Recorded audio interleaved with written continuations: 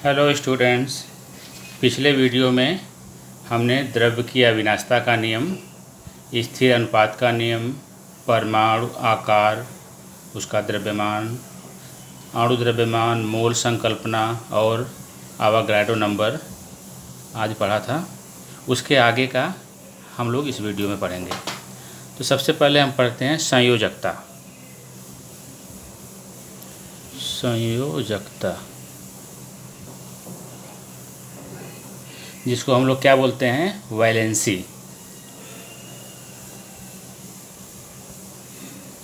ठीक है, इसको हम वैलेंसी बोलते हैं। तो संयोजकता क्या होता है? तत्वों की संयोग करने की क्षमता को उसकी संयोजकता कहते हैं।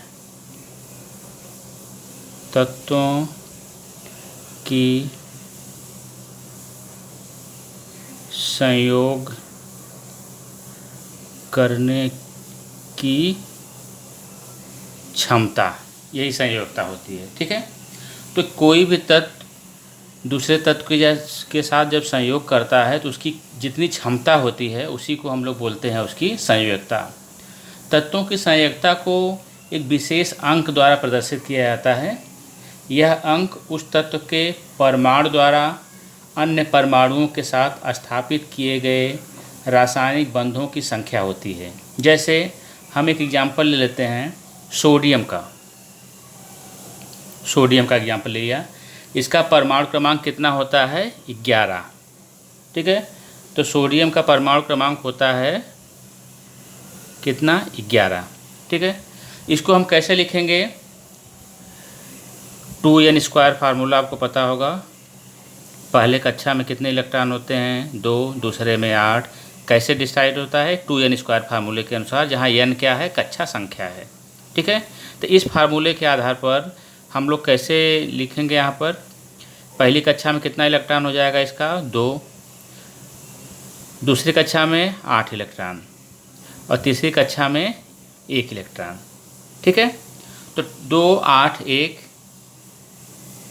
अब हम इसकी संयोजकता हमको निकालना। हर तत्व क्या चाहता है कि उसकी बाहरी कक्षा पूर्ण हो। तो यहाँ पर हम देख रहे हैं कि 2 और 8 होता है तो इसकी बाहरी कक्षा पूर्ण होती थी। 1 एक्स्ट्रा इसके पास इलेक्ट्रॉन है, तो सोडियम क्या चाहेगा कि अपना 1 एक्स्ट्रा इलेक्ट्रॉन किसी के साथ संयोग करके उसको दे दे।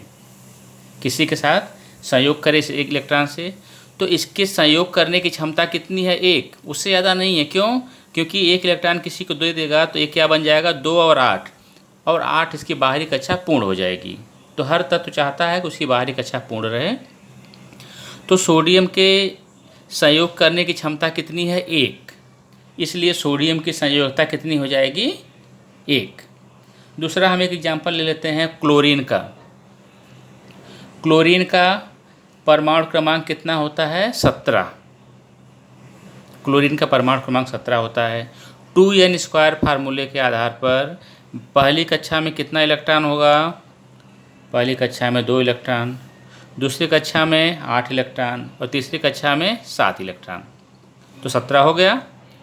अब यहाँ पर देखते हैं, इसके पास 7 इलेक्ट्रॉन है, तो क्लोरीन क्या चाहेगा कि बाहरी कक्षा इसकी जो अपूर्ण है, 1 इलेक्ट्रॉन की कमी है, उसको 1 इलेक्ट्रॉन कहीं से मिल जाए, क्योंकि ये भी अपना बाहरी कक्षा पूर्ण करना चाहेगा। तो अगर 1 इलेक्ट्रॉन मिल जाएगा इसको, तो इसका क्या हो जाएगा? 2, 8 और 8 इलेक्ट्रॉनिक स्वरूप इसका हो जाएगा 2, 8 और 8।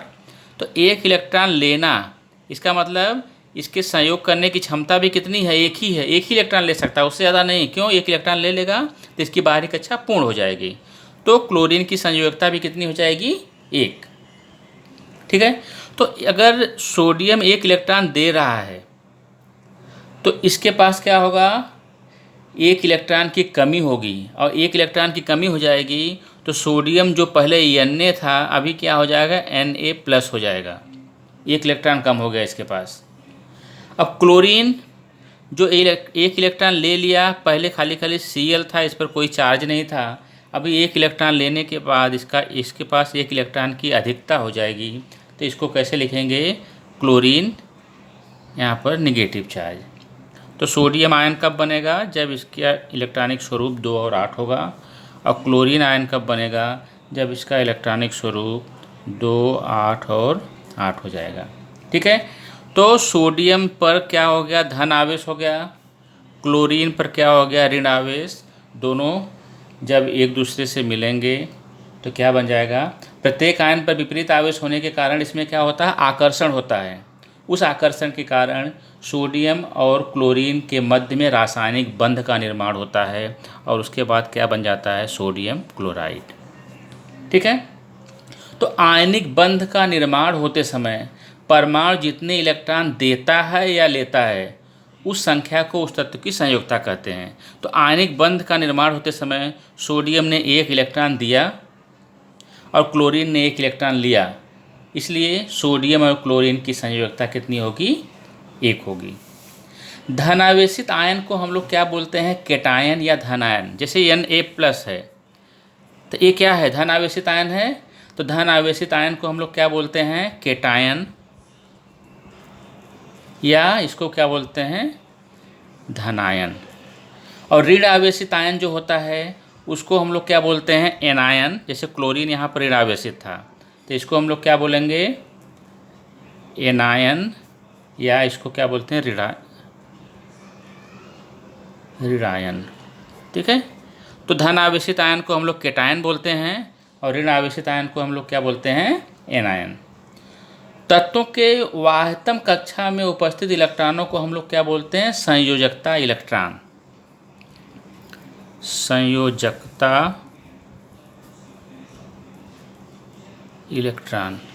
ठीक है, तो किसी भी तत्व के बाहरी कक्षा में जो इलेक्ट्रॉन उपस्थित होता है उसी को हम लोग क्या बोलते हैं, संयोजकता इलेक्ट्रॉन। ठीक है, तो अभी हम अलग अलग तत्वों के देखते हैं कि संयोजकता कैसे होती है। जैसे हम एग्जांपल ले लेते हैं हाइड्रोजन का। तो हाइड्रोजन का परमाणु क्रमांक कितना होता है, हाइड्रोजन का परमाणु क्रमांक 1 होता है। ठीक है, तो ये भी अपनी बाहरी कक्षा पूर्ण करना चाहेगा और पहली कक्षा जो है उसमें मैक्सिमम इलेक्ट्रॉन कितने होने चाहिए, 2। तो ये चाहेगा कि मैं 2 इलेक्ट्रॉन पूरा कर लूँ, तो या तो 1 इलेक्ट्रॉन किसी को दे देगा या तो 1 इलेक्ट्रॉन किसी को ले लेगा। तो इसकी संयोजकता कितनी हो जाएगी फिर, 1, क्योंकि आपने भी पढ़ा था कि किसी तत्व के संयोग करने की क्षमता को उसकी संयोजकता कहते हैं। हम दूसरा उदाहरण ले लेते हैं हीलियम का। हीलियम का परमाणु क्रमांक कितना होता है, परमाणु क्रमांक होता है 2। अब बाहरी कक्षा में इलेक्ट्रॉन पहली कक्षा में कितने हो सकते हैं, 2। पहली कक्षा 2 इलेक्ट्रॉन से पूर्ण हो जाती है। तो हीलियम के संयोग करने की क्षमता कितनी है, कुछ भी नहीं, 0। क्यों, क्योंकि बाहरी कक्षा ऑलरेडी इसकी पूर्ण है।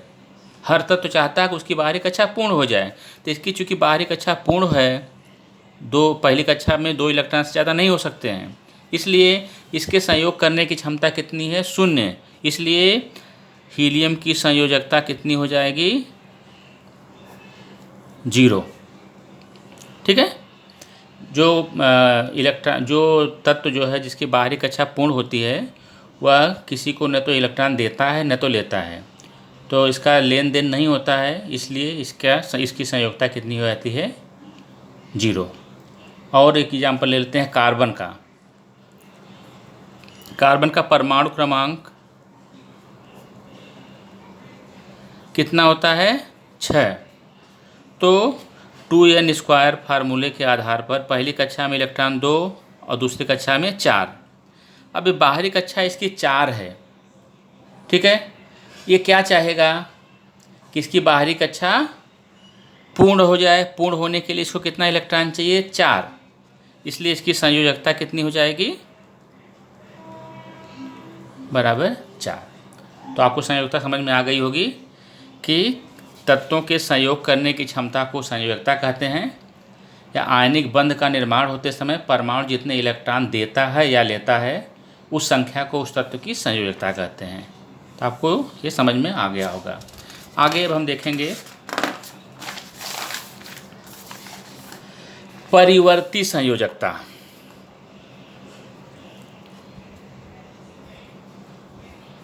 परिवर्ती संयोजकता तो परिवर्ती संयोजकता क्या होता है कि विभिन्न परिस्थितियों में कुछ तत्वों के परमाणु भिन्न भिन्न संख्या में इलेक्ट्रॉन देते या लेते हैं। मतलब अलग अलग कंडीशन में तत्व क्या करते हैं कि अलग अलग संख्या में इलेक्ट्रॉन देते हैं या लेते हैं। ऐसे समय में क्या हो जाएगी, उसकी संयोजकता एक से ज़्यादा हो जाएगी। तो जब संयोजकता एक से ज़्यादा हो जाएगी, इसको हम लोग क्या बोलते हैं, परिवर्ती संयोजकता। ठीक है। तो विभिन्न परिस्थितियों में कुछ तत्वों के परमाणु भिन्न भिन्न संख्या में इलेक्ट्रॉन देते या लेते हैं। ऐसे समय में ये तत्व एक से अधिक संयोजकता प्रदर्शित करते हैं। इसी को हम लोग बोलते हैं परिवर्ती संयोजकता। तो मतलब क्या हुआ परिवर्ती संयोजकता, एक से अधिक संयोजकता इसमें होती है, एक से अधिक संयोजकता। ठीक है। तो ये हो गया परिवर्ती संयोजकता। जैसे हम एग्जाम्पल ले लेते हैं कापर जब क्यूप्रस बनता है तो उस समय उसकी संयोजकता कितनी हो जाती है, 1। और उसी कापर से जब क्यूप्रिक बनता है उसकी संयोजकता कितनी हो जाएगी, 2। तो कापर की 2 संयोजकता हो गई, 1 और 2। ऐसे ही लोहे का आयरन जब फेरस बनेगा तो इसकी संयोजकता कितनी हो जाएगी, 2। और जब फेरिक आयन बनेगा तो इसकी संयोजकता कितनी हो जाएगी, 3। ठीक है। तो जब एक से ज़्यादा संयोजकता प्रदर्शित करता है कोई तत्व तो उसको हम लोग क्या बोलते हैं, परिवर्ती संयोजकता। ठीक है। अब हम आगे पढ़ेंगे मूलक या रेडिकल्स। मूलक या रेडिकल्स। ठीक है। तो आयनिक बंध वाले यौगिकों में 2 घटक होते हैं। क्या होते हैं, कैटायन और एनायन। अभी आपने देखा था यहाँ पर प्लस और माइनस 2 होते हैं, तो कैटायन और एनायन होते हैं। ये घटक स्वतंत्र रूप से रासायनिक अभिक्रिया में भाग लेते हैं, इसीलिए इनको मूलक कहते हैं। ठीक है। तो जो कैटायन और एनायन स्वतंत्र रूप से किसी भी रासायनिक अभिक्रिया में भाग लेते हैं तो उन्हें क्या बोलते हैं, मूलक। कैटायन रूपी मूलक की जोड़ी क्या बोलती है, हाइड्रॉक्साइड एनायन रूपी मूलक के साथ होने वाले विविध भस्म तैयार करते हैं। एक्चुअली होता क्या है, प्लस जो है माइनस के साथ जोड़ी बनाता है, माइनस प्लस के साथ। ठीक है। तो कैटायन रूपी मूलक की जोड़ी हाइड्रॉक्साइड एनायन रूपी मूलक के साथ होने पर विविध प्रकार के भस्म तैयार होते हैं, जैसे NaOH, ठीक है, KOH। तो प्लस क्या करेगा, माइनस के साथ मिलेगा, तो इससे विभिन्न प्रकार के भस्म तैयार होते हैं। इस कारण कैटायन को क्या बोलते हैं, लवणीय मूलक। लवणीय मूलक। ठीक है। तो कैटायन रूपी मूलक जो है हाइड्रॉक्साइड एनायन रूपी मूलक के साथ विभिन्न प्रकार के भस्म तैयार करते हैं, जैसे NaOH या KOH। इस कारण कैटायन को क्या बोलते हैं, लवणीय मूलक। अभी एनायन रूपी मूलक क्या करेगा, वो हाइड्रोजन कैटायन रूपी मूलक के साथ जोड़ी बनाएगा, उसके साथ अम्ल बनाएगा, जैसे HCl या HBr। ठीक है। तो यहाँ पर क्या होगा, एनायन क्या करेगा, एनायन रूपी मूलक जो है वो हाइड्रोजन कैटायन रूपी मूलक के साथ विभिन्न प्रकार के अम्ल तैयार करता है, जैसे HCl और HBr। तो इस कारण एनायन को क्या बोलते हैं, अम्लीय मूलक। अम्लीय मूलक। ठीक है। तो अम्लीय मूलक और लवणीय मूलक आपको समझ में आ गया होगा। एक ही परमाणु वाले मूलक को हम लोग बोलते हैं सरल मूलक। सरल मूलक। एक ही परमाणु वाले मूलक को, जैसे सोडियम, एक ही परमाणु इसमें, कापर, ठीक है, क्लोरीन, क्लोराइड। जो तो यहाँ पर एक ही परमाणु के जो मूलक होते हैं इसको हम लोग क्या बोलते हैं? सरल मूलक। और जब कोई मूलक आवेशित परमाणुओं का समूह होता है तब उसे क्या बोलते हैं? संयुक्त मूलक।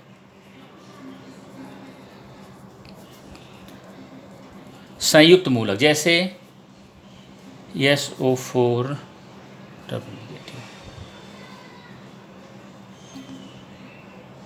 यहाँ पर देखिए, यहाँ पर क्या था कि एक ही परमाणु वाले मूलक को हम लोग सरल मूलक बोलते थे, तो यहाँ पर सोडियम अलग है, कॉपर, क्लोरीन, तो एक ही परमाणु का मूलक है तो यह है सरल मूलक।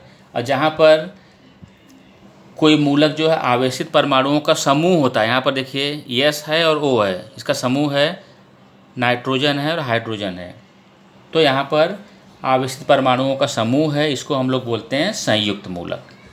ठीक है, तो सरल मूलक और संयुक्त मूलक आपको समझ में आ गया होगा। नेक्स्ट हम देखेंगे अभी कि यौगिकों के रासायनिक सूत्र हम कैसे लिखते हैं। यौगिकों के रासायनिक सूत्र, यौगिकों के रासायनिक सूत्र हम कैसे लिखते हैं। जैसे हम एक एग्जाम्पल ले लेते हैं कि सोडियम सल्फेट, सोडियम सल्फेट का अगर हमको रासायनिक सूत्र लिखना होगा तो हम कैसे लिखते हैं? Sodium sulphate. ठीक है, तो इसमें चरणबद्ध तरीके से हम लिखते हैं। पहले चरण में क्या लिखते हैं? चरण 1, पहले चरण में हम मूलकों के प्रतीक लिखते हैं। तो इसमें क्या है? सोडियम है और सल्फेट है, तो दोनों के प्रतीक हम लिखेंगे। इसमें लवणीय मूलक को बाईं तरफ लिखते हैं। ठीक है, तो सोडियम को हमने लिख दिया Na और सल्फेट को हमने लिख दिया SO4। तो पहला चरण हो गया कि मूलकों का प्रतीक हमने लिख दिया। दूसरे चरण में हम क्या लिखेंगे? उस मूलकों के नीचे उसकी संयोजकता जितनी होगी वो लिखेंगे। चरण 2, चरण 2 में क्या लिखेंगे? पहले में हमने सोडियम लिख दिया था, सल्फेट लिख दिया था, तो दूसरे चरण में क्या करेंगे कि इसके नीचे हम इसकी संयोजकता लिखेंगे। तो सोडियम की संयोजकता कितनी होती है? 1, और सल्फेट की संयोजकता कितनी होती है? 2, लिख दिया। और तीसरे चरण में क्या करेंगे? चरण 3 हमने यहाँ लिख दिया था सोडियम सल्फेट, इसकी संयोजकता लिख दिया था। तीसरे चरण में हम इसका तिर्यक गुणा करेंगे, तिर्यक गुणा। अब सोडियम का यहाँ पर 2 से गुणा करेंगे तो क्या बन गया? ये चौथा चरण हो गया। चौथा चरण में क्या करते हैं? यौगिक का रासायनिक सूत्र लिखते हैं। चरण 4, तो यौगिक का रासायनिक सूत्र, इसका तिर्यक गुणा करके Na2 हो गया और SO4 हो गया। यही आपका सोडियम सल्फेट का रासायनिक सूत्र हो गया। ठीक है, तो रासायनिक सूत्र लिखने का तरीका है। एक और हम एग्जाम्पल ले लेते हैं पोटेशियम नाइट्रेट का। पोटेशियम नाइट्रेट, तो हमने इसमें क्या बोला था? पहले चरण में लिखा बताया था कि मूलकों का प्रतीक लिखते हैं। तो पोटेशियम को हमने लिख दिया K, नाइट्रेट का लिख दिया NO3। ठीक है, नाइट्रेट का हमने NO3 लिख दिया। दूसरे चरण में हमने क्या बोला था? उसके नीचे उसकी संयोजकता लिखेंगे। तो पोटेशियम की संयोजकता 1 और नाइट्रेट की संयोजकता 1। तीसरे चरण में क्या बोला था? तिर्यक गुणा, तिर्यक गुणा कर दिया तो क्या हो गया? KNO3, यही पोटेशियम नाइट्रेट का क्या है? रासायनिक सूत्र है। पोटेशियम नाइट्रेट का रासायनिक सूत्र KNO3। इस तरीके से हम पोटेशियम नाइट्रेट का रासायनिक सूत्र लिखते हैं। तो अभी तक हमने क्या क्या पढ़ा? हमने पहले संयोजकता पढ़ा था, उसके बाद हमने क्या पढ़ा? परिवर्ती संयोजकता पढ़ा। परिवर्ती संयोजकता के बाद हमने मूलक के बारे में पढ़ा कि मूलक क्या होता है, सरल मूलक, संयुक्त मूलक के बारे में पढ़ा, और यौगिकों को रासायनिक सूत्र हम कैसे लिखते हैं स्टेप बाय स्टेप, उसको हमने पढ़ा। Okay, thank you.